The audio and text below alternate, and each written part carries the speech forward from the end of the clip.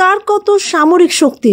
গত কয়েকদিন ধরে কাশ্মীর ইস্যুকে কেন্দ্র করে দক্ষিণ এশিয়ায় উত্তেজনা বিরাজ করছে। 18 সেপ্টেম্বর কাশ্মীরে ভারতের সেনা ঘাঁটিতে প্রবেশ করে সন্ত্রাসীরা হামলা চালিয়ে 17 সেনাকে হত্যা করে। এই হত্যাকাণ্ডের সঙ্গে পাকিস্তানের সরাসরি যোগসাজশ রয়েছে বলে ভারতের পক্ষ থেকে বলা হচ্ছে। 1999 সালে কার্গিল যুদ্ধের পর আবার দক্ষিণ এশিয়ায় উত্তেজনা চরমে উঠেছে। এই অঞ্চলের দুই পরাশক্তি ভারত ও পাকিস্তান নিজ নিজ দেশে সামরিক প্রস্তুতি নিতে শুরু করেছে। তাছাড়া বেশ কয়েক দশক ধরে দেশ দুটি তাদের সামরিক সক্ষমতা বাড়িয়ে যাচ্ছে। জনসংখ্যা আনুপাতিক হারে পাকিস্তানের সেনা শক্তি বেশি হলেও ভারত সামরিক দিক থেকে বিশ্বের অন্যতম শক্তিতে পরিণত হয়েছে। 2015 সালে গ্লোবাল ফায়ার পাওয়ার সামরিক শক্তির বিচারে দেশ দুটির একটি তুলনামূলক সূচক নির্ধারণ করেছিল। এছাড়া দেশ দুটির বিভিন্ন গণমাধ্যমের তথ্যের উপর ভিত্তি করে পরিবর্তন.com এর পাঠকদের জন্য ভারত পাকিস্তানের সামরিক শক্তির তুলনা তুলে ধরা হলো। ভারতের লোক সংখ্যা প্রায় 225 কোটি। এই বিশাল জনসংখ্যার মধ্যে তাদের সামরিক বাহিনীতে নিয়মিত সেনা রয়েছে 13.5 লাখ। সামরিক প্রশিক্ষণপ্রাপ্ত জনবল রয়েছে আরো 21,43,000। অন্যদিকে পাকিস্তানের লোক সংখ্যা প্রায় 20 কোটি। নিয়মিত সেনা রয়েছে 6,20,000। সামরিক প্রশিক্ষণপ্রাপ্ত জনবল রয়েছে আরো 5,15,000। ভারতের সর্বমোট বিমান রয়েছে 2,086টি। এছাড়াও দেশটির রয়েছে 646টি হেলিকপ্টার, 19টি অ্যাটাক হেলিকপ্টার, 809টি নির্ধারিত পাখাযুক্ত অ্যাটাক বিমান, 679টি যুদ্ধ বিমান, 318টি প্রশিক্ষণ বিমান এবং 857টি ট্রান্সপোর্ট বিমান। দেশটির 346টি ব্যবহারযোগ্য বিমানবন্দর রয়েছে।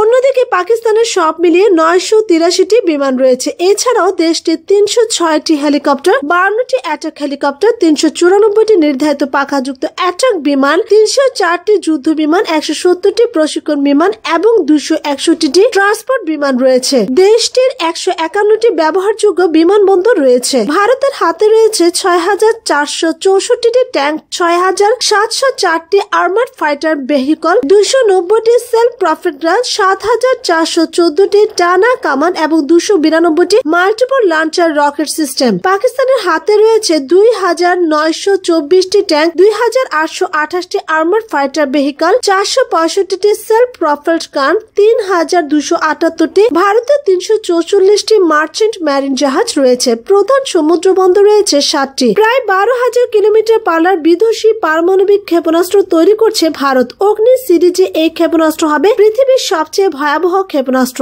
এই ক্ষেপণাস্ত্রের পাল্লায় চলে আসবে মার্কিন মুলুকের অর্ধেকেরও বেশি অংশ। চীন, রাশিয়া সহ গোটা এশিয়া মহাদেশ এবং ইউরোপের সিংহভাগ। ইতোমধ্যে ভারতের অগ্নি 5 ক্ষেপণাস্ত্রের পাল্লার মধ্যে রয়েছে। অগ্নি 6 মিসাইলের পাল্লা হবে তার চেয়েও দ্বিগুণ। 5,800 কিলোমিটার দূরের লক্ষ্যবস্তুতে অগ্নি 5 নির্ভুল আঘাত হানতে পারে। অন্যদিকে পাকিস্তানের কাছে রয়েছে বর্তমানের পরমাণু অস্ত্র বহনে সক্ষম 6 ধরনের ব্যালিস্টিক মিসাইল। এছাড়া স্বল্প পাল্লার শাহিন 1 ও মাঝারি পাল্লার শাহিন 3 নির্মাণাধীন রয়েছে। এবার ভিন্ন প্রসঙ্গ, ব্রাদারহুড নিয়ে সিসিকে ধুয়ে দিলেন এরদোয়ান। তুরস্কের প্রেসিডেন্ট রজব তৈয়ব এরদোয়ান মিশরের সামরিক শাসক আবেদল ফাত্তাহ আল সিসির কড়া সমালোচনা করেছেন। গত 20 ফেব্রুয়ারি মিশরে মুসলিম ব্রাদারহুডের 9 জনের ফাঁসি কার্যকর করা হয়। এই ঘটনায় ক্ষুব্ধ এরদোয়ান জানান, সিসির মতো মানুষের সঙ্গে তিনি কোনো ধরনের আলোচনা করতে চান না। তুরস্কের CNN টিভিকে দেয়া সাক্ষাৎকারে শনিবার তুরস্কের প্রেসিডেন্ট বলেন, সম্প্রতি তারা 9 যুবককে হত্যা করেছে।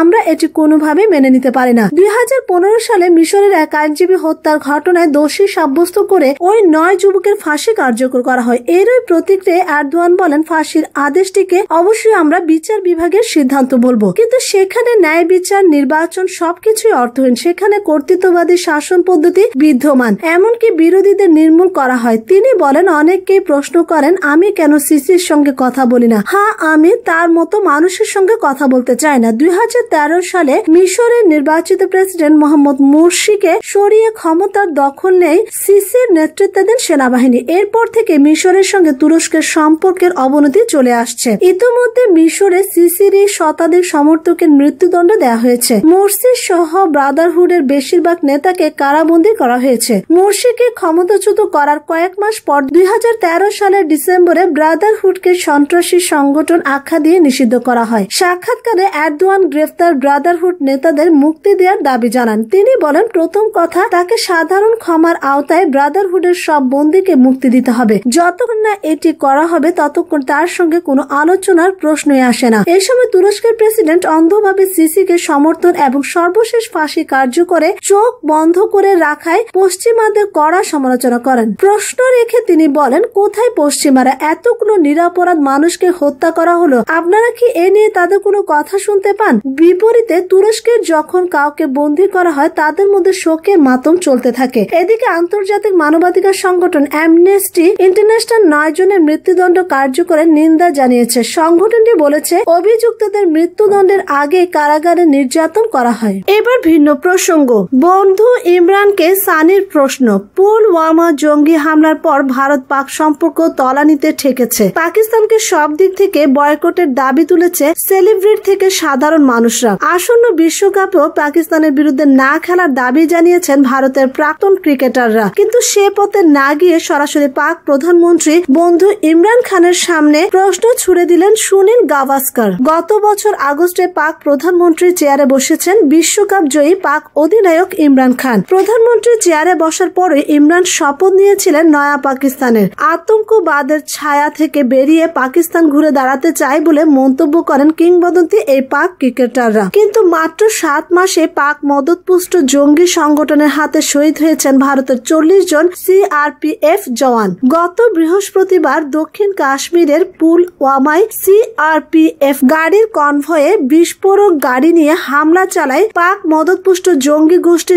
জৈশ মোহাম্মদ। আতঙ্কবাদী হামলায় শহীদ হন 40 জন ভারতীয় জওয়ান। সারা বিশ্ব এই ঘটনা নিন্দা করলেও জঙ্গি গোষ্ঠীর বিরুদ্ধে ব্যবস্থা নেওয়া তো দূরের কথা, কাপুরুষোচিত এই ঘটনার নিন্দা শোনা যায়নি পাক প্রধানমন্ত্রীর মুখে, বরং ভারত সম্পর্কে হুঁশিয়ারি শোনা গিয়েছে ইমরানের মুখে। ইমরানের এই মন্তব্যে শোকিত ভারতীয় ক্রিকেট মহল। বন্ধু ইমরানের মন্তব্যের পর মুখ খুললেন প্রাক্তন ভারত অধিনায়ক গাভাস্কার। ইমরানের দিকে সরাসরি প্রশ্ন ছুড়ে দিয়েছেন কিংবদন্তি ভারতীয় ওপেনার সানি। আরো বলেন, তুমি বলেছিলে ভারত 1 কদম এগোলে পাকিস্তান 2 কদম এগোবে, কিন্তু আমি বলছি পাকিস্তানের উচিত প্রথম ধাপ এগোনো। প্রথম কদম তোমারই বাড়ানো উচিত। পুরনো পাকিস্তান ছেড়ে বেরিয়ে এসে দেখো ভারত কতটা বন্ধুত্বের কদম এগোতে পারে। সানি আরো বলেন, তোমার প্রথম কদমটা হবে নয়া পাকিস্তানের সূচনা। এই হামলার জন্য যারা দায়ী তাদের ভারতের হাতে তুলে দাও। সীমান্ত সন্ত্রাস বন্ধ করো। স্পোর্টসম্যান হিসেবে বলছি, ভারতীয় জনগণ তোমার এই উদ্যোগকে সাধুবাদ জানাবে। আমি তোমার প্রতিশ্রুতি চাইছি না, তোমার কাজ দেখতে চাই।